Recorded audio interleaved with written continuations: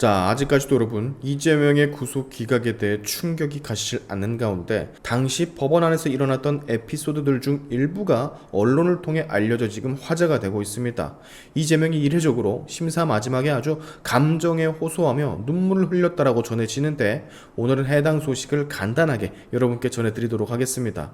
자, 기사를 통해서 해당 내용을 자세히 좀 살펴보시면 영장실질심사 당시 이재명 북한에 돈을 주는 중대 범죄를 내가 왜 합니까?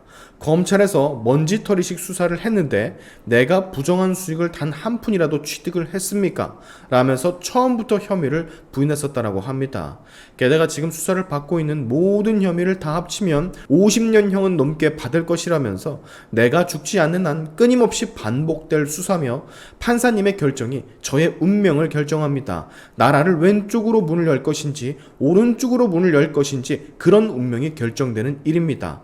딱 하나만 부탁드립니다. 방어만 할 수 있게 해 주십시오. 제가 조그만 방에 혼자 있으면서 검사 수십 명이 덤비는데 어떻게 방어를 하겠습니까? 판사님의 결정이 저의 운명을 결정합니다. 자, 여러분 이재명이 정말로 마지막엔 감정의 기대에 호소를 했네요. 지켜보고 있던 검사들도 이런 이재명의 행동을 보고 긴장을 했을 정도라고 하니까 예상치 못했던 이재명의 돌발 행동이었던 것으로 보여집니다. 이전까지의 영장실질심사 분위기는 대체적으로 이재명 대표가 몰리는 쪽이었다라고 해요.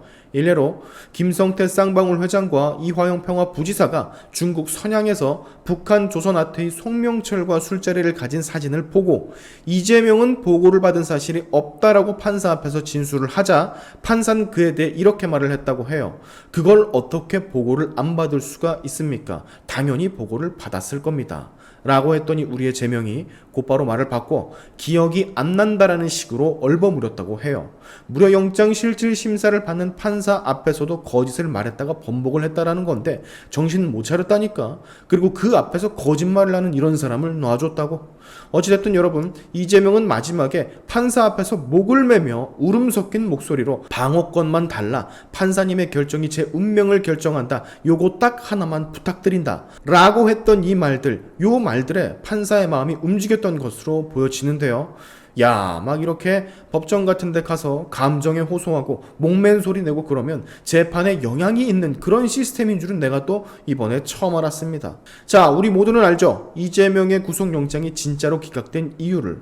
대한민국 거대 야당의 대표기 때문입니다. 아무리 생각해도 그것 말고는 답이 없어요.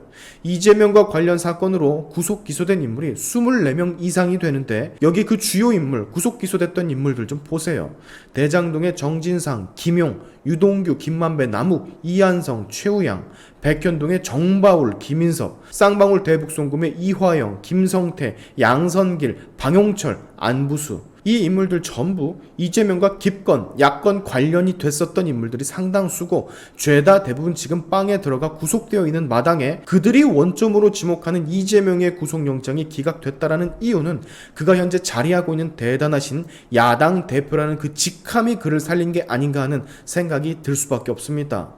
실제로 이재명의 기각 사유 중 하나로 야당 대표의 신분이 고려됐다라고 거기 써있기도 해요. 판사가 실제 쓴 기각 사유에. 자, 강력한 범죄자가 모든 게 거의 끝난 상황에 최후 진술 변론에서 뭐 아니면 도다라는 식으로 목매어 읍소하고 애처롭게 불쌍하게 보인다고 해서 야당의 대표라는 핑계를 대고 풀어줘버린 이번 사건.